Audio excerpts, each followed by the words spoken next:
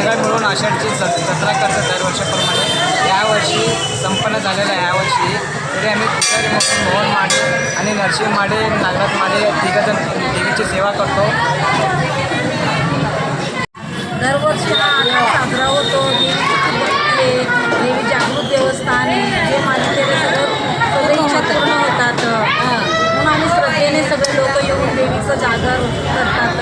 त्यांना नैवेद्य दाखवून करून देवीचं सगळं जे काय आहे सगळं करतात. आम्ही दरवर्षी आषाढाला येतो. आषाढ लय जोरात होतं.